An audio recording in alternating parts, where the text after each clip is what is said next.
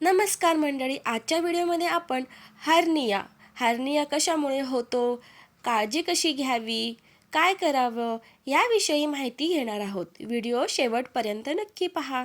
हर्नियाच्या रुग्णांची काळजी कशी घ्यावी. आपल्या पोटातील स्नायू जेव्हा कमजोर बनतात, तसेच सततच्या खोकल्यामुळे किंवा लघवी व बद्धकोष्ठतेमुळे जोर करावा लागल्यामुळे हर्निया हा आजार होतो.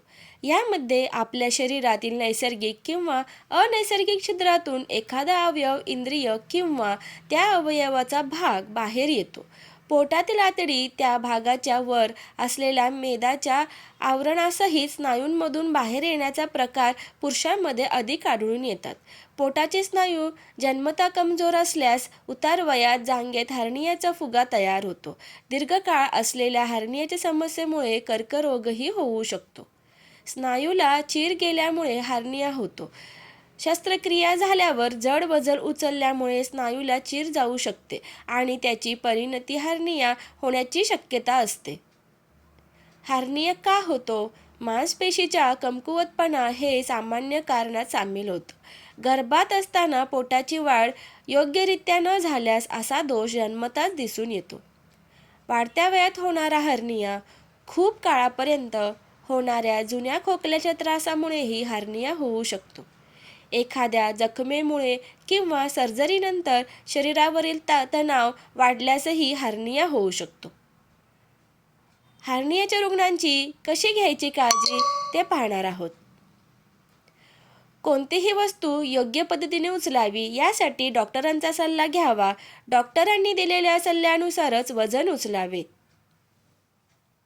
वजन वाढू देऊ नये. वजन वाढल्यास तुमची समस्या अधिक वाढू शकते.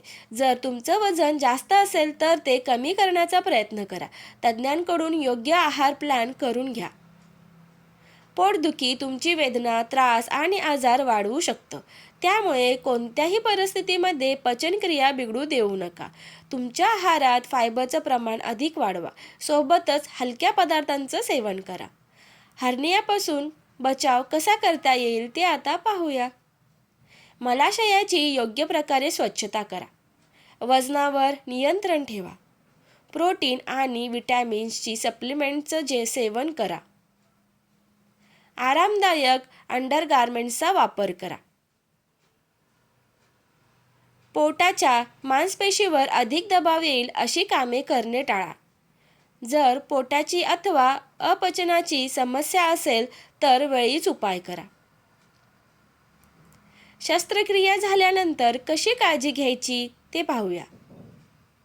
धूम्रपान करू नका. जर आपण नुकतीच हर्निया शस्त्रक्रिया केली असेल तर आपण कंटाळू नये, कारण आपल्या आरोग्यावर याचा वाईट परिणाम होऊ शकतो. त्यासाठी धूम्रपानासारख्या कोणत्याही व्यसनाचा अवलंब करू नये.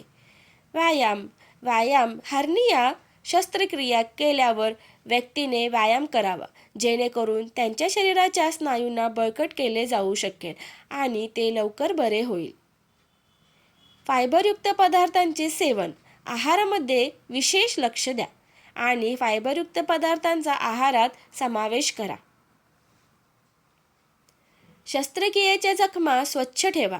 या शस्त्रक्रियेदरम्यान व्यक्तीच्या अनेक जखमांनी विशेष काळजी घ्यावी आणि वेळोवेळी ते स्वच्छ ठेवावे, जेणेकरून त्याच्या शरीरात संसर्ग होणार नाही.